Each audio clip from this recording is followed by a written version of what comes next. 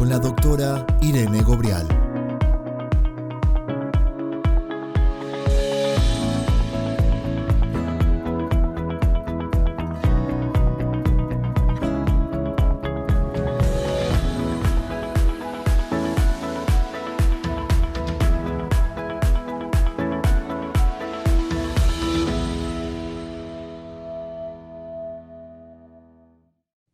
Hello, my name is Irene Ghobrial. I'm from Dana-Farber Cancer Institute in Boston, Massachusetts, and I'll be talking today about what new therapies do we have and how we will select patients and which patients truly benefit from therapy. Now, that's a huge area, so we will sort of dissect it one piece at a time. And I'd like to maybe start with who are those high-risk patients? Because as we think of newly diagnosed multiple myeloma patients, we sort of treat everyone the same way, whether we give them bortezomib, lenalidomide, and dexamethasone, whether you're giving them carfilzomib, lenalidomide, and dex, or now adding the fourth drug, daratumumab, which we will talk about in a few minutes. But we know that there are patients who are truly high risk, who may not benefit from these therapies and may need something more than that. And identifying those patients will really make a difference. So the first thing you think of is those high risk patients indeed have a progression-free survival that's significantly worse than the standard risk. And you can see here, the PFS is about 40 months versus 76 months, and their overall survival is 6.5 years compared to the 10 years. And indeed, we may be curing some patients with multiple myeloma or have chronic, well-established, well-taken care of patients, but some of those patients don't do well, and those are the high-risk patients with multiple myeloma. So how do you identify this? And the prior studies have shown us that indeed certain subgroups of patients do poorly. Of course, age and frailty are very well known because those people don't respond well to the toxicity that's induced by the therapy, but also the cytogenetics, and it was started by the chromosomal abnormalities that we've seen in our patients. Now, the revised ISS staging system added to it and said, instead of looking again only at the albumin and beta-2 microglobulin, let's also add cytogenetics, high-risk cytogenetics in our patients, and of course LDH, which is again yet another marker of rapid progression in our patients. And this is that revised international staging system showing you that indeed the overall survival and the progression-free survival of those patients is very poor when you look at them compared to the other patients. And here for high-risk cytogenetics, we had 17p deletion, 414, and 1416. Now we know that we can improve on that. And this is data by Gareth Morgan's group that truly identified the word double hit myeloma. So we know that there are double hit lymphomas, and these are the bad players. We have now the double hit myeloma, and these are the people who either have a biallelic p53 mutation or deletion, a high beta-2 microglobulin, so the international staging system, and having a 1q abnormality that's more than 4 copies. So again, remember that 1q was not identified in the high risk previously, and now we have it as a significant marker of 1q abnormalities in our patients, especially if there are multiple copies, more than 4 copies in our patients. So this is that double hit myeloma, and you can see indeed that those patients indeed do poorly with a progression-free survival of 15.4 months and an overall survival of 20 months. These are about 6% of the patients. These are what we call the double hit multiple myeloma, and indeed identifying them early may make a difference because maybe those patients should be treated with something completely different than what we use currently for our patients.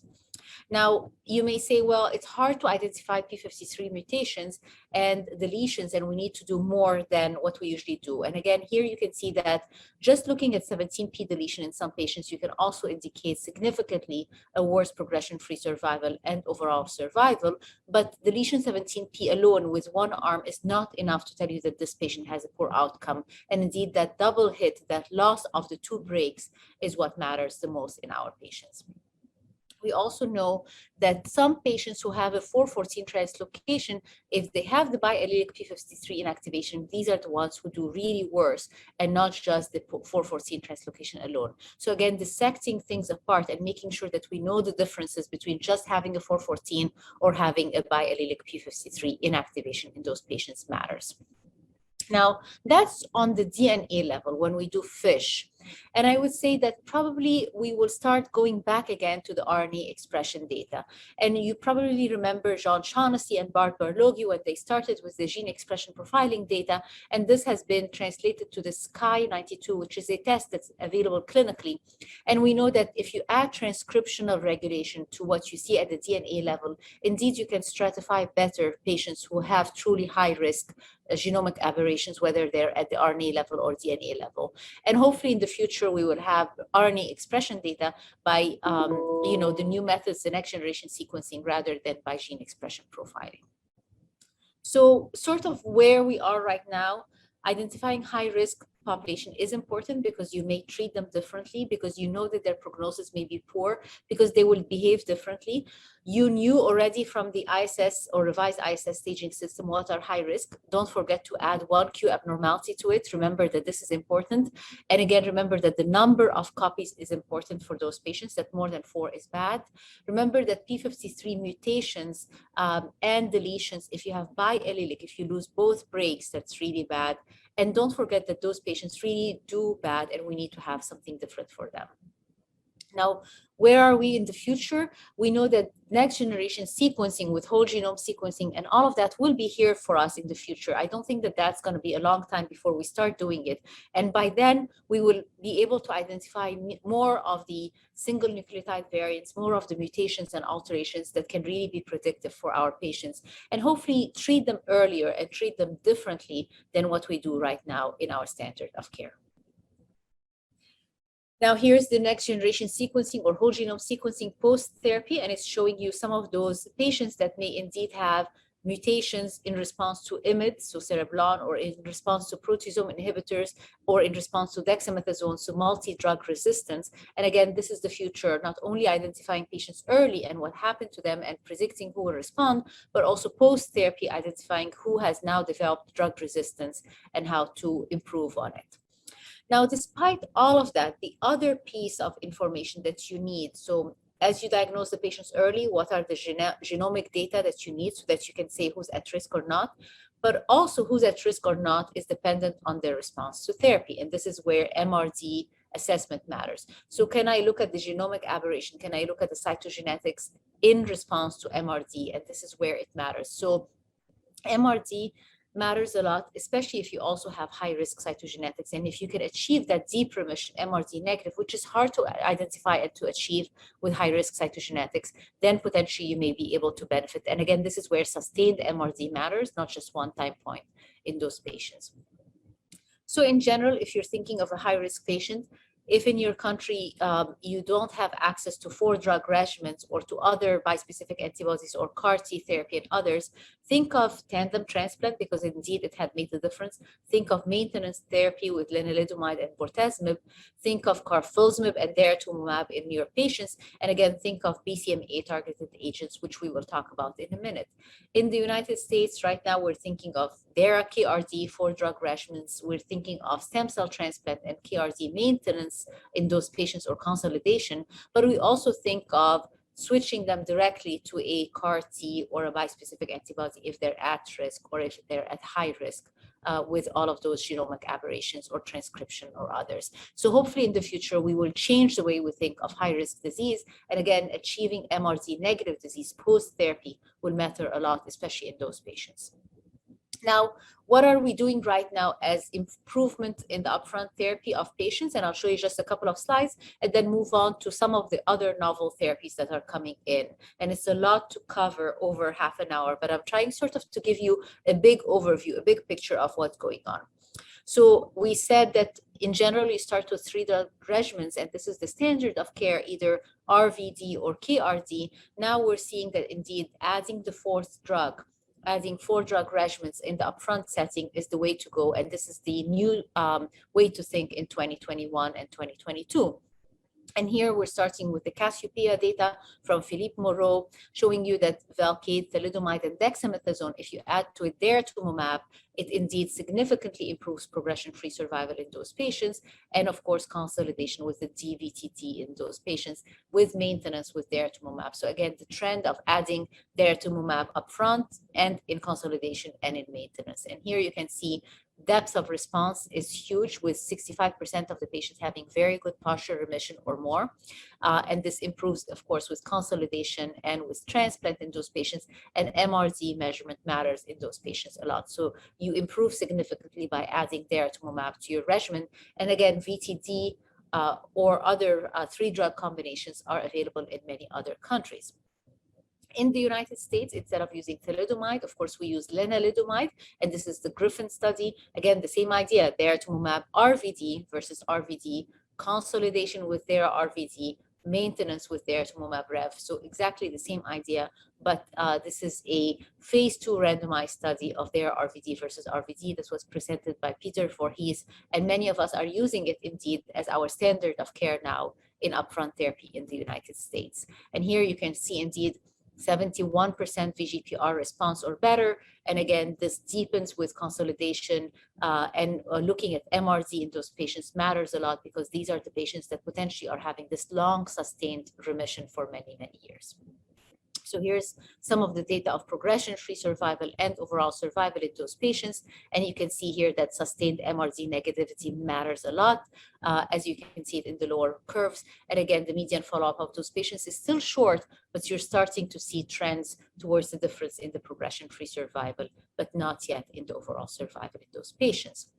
Now, what if I'm using KRD upfront? This is the Forte trial that was presented, and it builds on KRD versus with transplant or no transplant versus KCD. And again, that was the first study presented by Francesca Gay, showing us that indeed KCD is not as good as KRD, and then KRD transplant is better than KRD alone. And then KR maintenance, we're starting to see now the trend of that KR maintenance versus R in her data.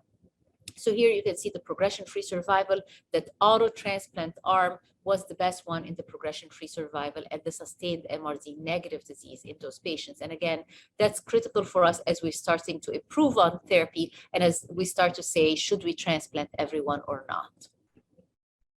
Here is the pre-maintenance response rate in those patients. And you can see here again, the KR versus R data, and then the rate of MRD conversion in the KR versus R data, that indeed, as you're adding carfilzomib in the maintenance, you're improving on that MRD negative disease in those patients. So where do we go now in the future for newly diagnosed multiple myeloma patients? Better staging out of our patients. Instead of using FISH and cytogenetics only, let's use next generation sequencing. Let's look at P53 mutation and deletion. Let's add advanced imaging with MRIs and PET-CT scans, and even better. If you're high risk, start thinking of 4-drug regimens, start thinking of BCMA antibodies or CAR T therapy early. Think of consolidation and think of MRD as one of your primary endpoints, especially sustained MRD. And then, of course, tracking clonal mutations and alterations post-therapy so that you can identify drug resistance, and having upfront early targeted therapy. Not all myeloma is the same, and it should not be treated the same way. High-risk patients may be treated differently. 11-14 translocation patients may be treated differently. And of course, if as we develop future studies and future therapies, if we have better targeted therapy like MAP kinase mutation inhibitors and so on, MYC alteration inhibitors, we will be able to bring those early on in our patients. So think of multiple myeloma as truly multiple different types of myeloma, and we should not be treating them the same way. Some concepts that have been presented this year in the International Myeloma Working meeting, and I just wanted to bring them so that everyone is aware. This is the ESA KRD ×6 trial, followed by maintenance, and they are randomizing patients whether they have high-risk disease or not. So already we're moving into randomizing patients if they have high-risk disease by cytogenetics and genomic aberrations, as you can see here, deletion 17, 414, 1416, and 1q abnormality of more than 3 copies, and also keeping patients on maintenance with isatuximab. So this is the second thing, and then looking at MRD measurement in many of those patients in those concepts. There are KRD based on MRD assessment and decision of when to stop therapy based on MRD is the master trial. And again, that idea that I will use MRD as an adaptive design to think of when to stop therapy or not. So again, another way of thinking of the future. And the MIDAS study, which is by the French group, or the IFM study using MRD as the endpoint or as the primary area where you randomize patients for a risk-adapted consolidation and maintenance. So here, again, they're using ESA KRD times 6 cycles, assess for MRD measurement, and then based on that, you randomize patients into either standard risk group or high risk group. So now you're adding both the MRD measurement and the genomic aberrations of being high risk. And if you're the standard risk group, you get ESA KRD times 6 cycles or transplant, and then 2 cycles of ESA KRD with LEN maintenance. If you're the high risk group, you get stem cell transplant, ESA KRD times 2 cycle versus tandem transplant, and then you get ESA with Iberthomide as your maintenance. So very futuristic way of thinking of MRD measurement, high-risk cytogenetics, risk-adapted consolidation and maintenance. And it will be very interesting to see that new study with minimal residual disease adaptive strategy in the future. Now, what else can we think of? And I'll just touch on a few things. The CAR T therapies and bispecific antibodies, immunotherapy is here to stay for us in multiple myeloma, and then some of the novel therapies that we have.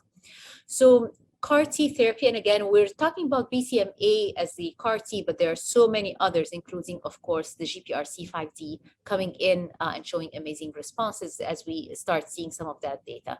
So if you think of the CAR T therapies and mainly the BCMA, we know that Ida Cell, which is now FDA approved here in the United States, produced by Bristol Myers Squibb, and this is with a signaling domain of CD3 zeta and 41BB.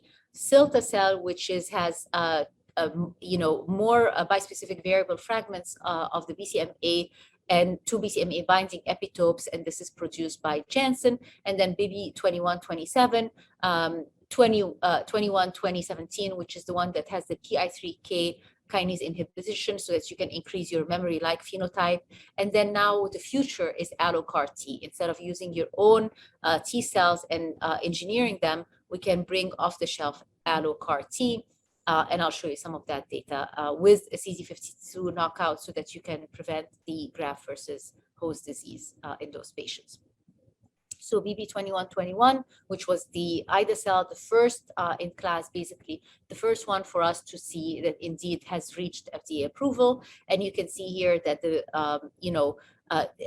original data was looking at BCMA expression in those patients having more than 50%.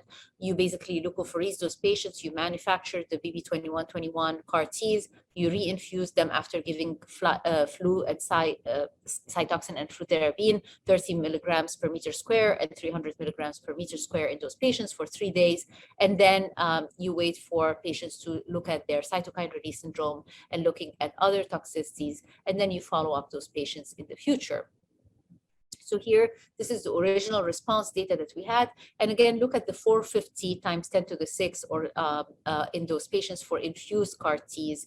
And you can see that indeed high responses in those patients, over 50% in those patients. And there was no difference whether you had a high BCMA expression or not, with many of those having a stringent complete remission. Now, we know now that there are some other predictors of response other than how much you infuse of the CAR T. So we already talked about how high the dose of CAR T that you infuse, and the more you infuse, the better. There's also, of course, other factors like the cytokine release syndrome, baseline tumor burden in those patients, and baseline cytogenetics. And indeed, many of us were thinking that maybe having high-risk cytogenetics would be overcome in those patients, but that's not true indeed in all of the patients. And still, some of those high-risk cytogenetics are not doing as well as the standard risk patients. So there is more to learn about CAR T therapy in those patients. We know now that people who respond well and had a deep response, as well as those people who had the higher CAR T amount of cells, are the ones who had the prolonged progression-free survival in those patients, with the median progression-free survival in the MRD negative disease patients is about 17.7 months. So again, if you've achieved a deep remission, you have a very long progression-free survival. And we need to learn how to predict who will really have that deep remission, who will respond well and do well with CAR T versus who will progress basically within less than a year of therapy for our patients. We're starting now to look at some of those causes of early relapse or no response in those patients. And this is rare. This is not something common to see, which is the biallelic loss of BCMA in those patients. This was presented by Nikhil Munchi's group. Again, these are case reports. These are not common, but you can think that if you lost BCMA already on one allele and you lose it again on the second one, then you may have significant difference in response because you're not targeting BCMA. And indeed, a lot of the new drugs now are trying to think of how can we sustain that high level of BCMA on the surface of the patients, of the cells of the patients. Now, moving on to Silta Cell, which is the Janssen product, and this is slightly different that it has a two ways of basically binding to BCMA, or two epitopes to bind to BCMA so that it can increase that affinity to BCMA. Again, the CARTITUDE-1 data, as you can see here, median prior lines of therapy was 6. Many of those patients were triple class refractory, pentaclass refractory, and having a lot of high-risk cytogenetics. So again, very high-risk population, very relapsed refractory population, which is similar to the ide-cel.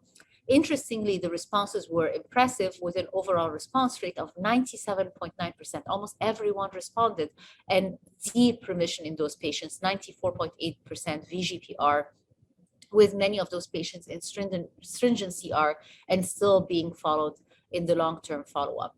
Here's the MRD data, and you can see here 91% of the patients who were evaluable for MRD were MRD negative. So again, but this is at 10 to the fifth, but very strong deep remission in those patients, and again, translating to longer remission in those patients. So here's the progression-free survival, stringent CR versus all patients.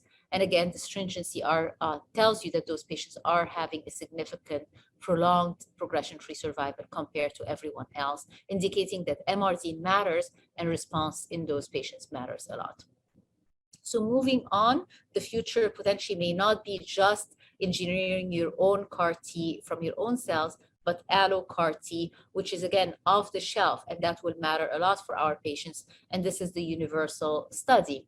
So here, what is it? You do lymphodepletion still the same way, but here you give a single allo 715 infusion, and again, you watch those patients for safety, cytokine release syndrome, and everything else. And then at the end of study, you follow those patients. And again, same thing with flu-cy, but here now we are adding different doses of the CAR T, 40, 160, 320, and so on, as the dose escalation in those patients. And this is exciting because it will be one of those first off-the-shelf treatments that we have for those patients. This is some of the baseline characteristics of the first 31 patients. And again, you can see heavily pretreated relapsed refractory, penta-refractory patients. And you're starting to see some of the response rates. So again, this is very early, but even as early as this, we're seeing 60% response rate in those patients. Many of them are VGPR or better. So Universal is moving the needle forward for us to start saying, maybe we don't need to actually engineer it from the patient, and that cuts significantly the time of waiting several weeks and sometimes even longer for you to engineer those T cells and give it to the patients. Moving on to bispecific antibodies, and again, I will just highlight some of them. How can you compare CAR Ts to bispecific? Should I use one versus the other? Is one more toxic or more safe than the other? And again, being off the shelf, I can just use a bispecific antibody any time I want. And I'll highlight just a couple of those. One of them is the erlonatamab.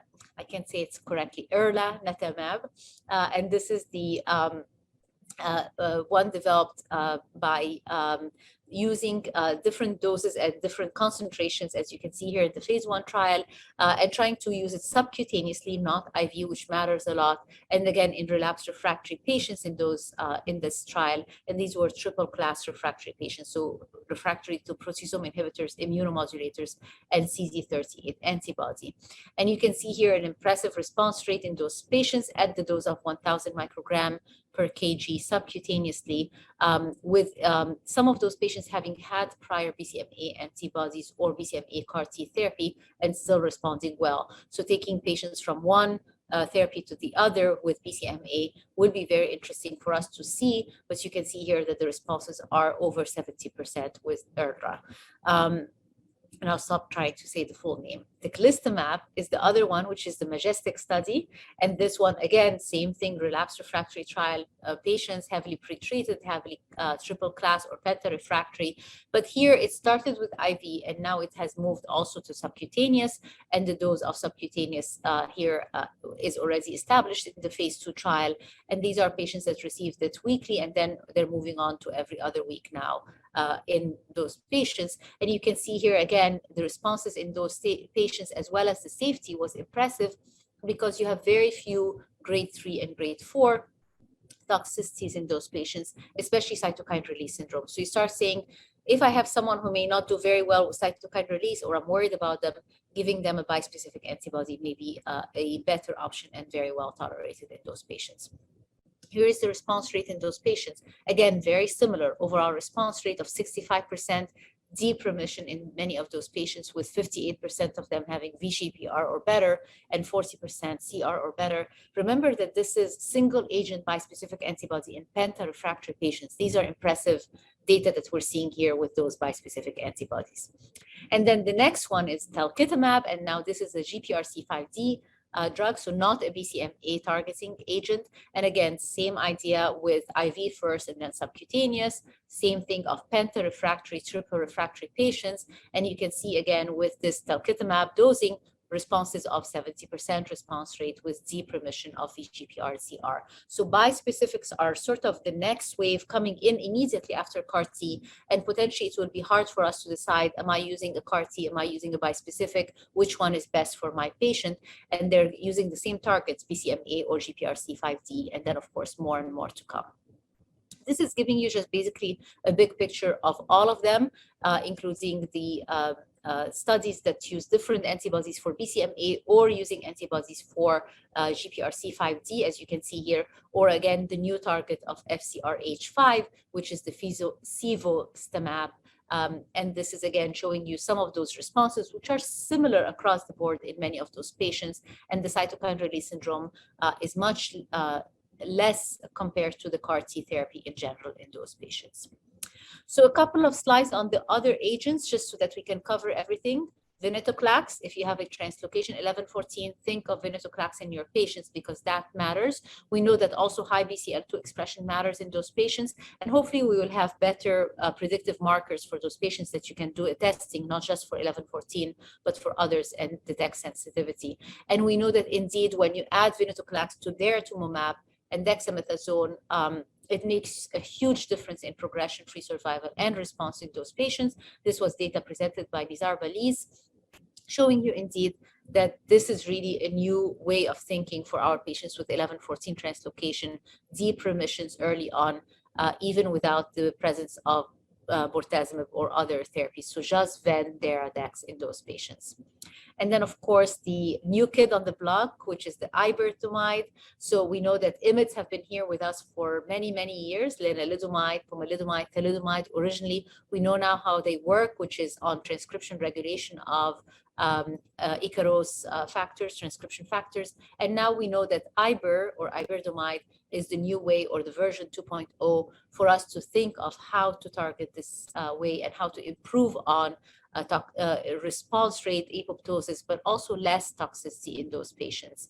And here's some of the preclinical data, and then immediately looking at the clinical data in those patients, either in combination with Dex or Dara or bortezomib or carfilzomib with those patients. And this was presented by Sagar Lonial. And again, responses were impressive, over 50% response rate in many of those patients, whether with Dara or bortezomib or carfilzomib in many of those agents, even if patients have had prior lenalidomide or thalidomide. So I'll stop here and just take you through that. It's been an impressive journey for us in multiple myeloma, but now we need to start thinking of it more that it's not just one myeloma, that it is multiple myelomas, and we need to think of how to improve our risk stratification and how to improve on our precision intervention, not treating every patient the same way. So with that, I'd like to thank you and look forward to the discussion.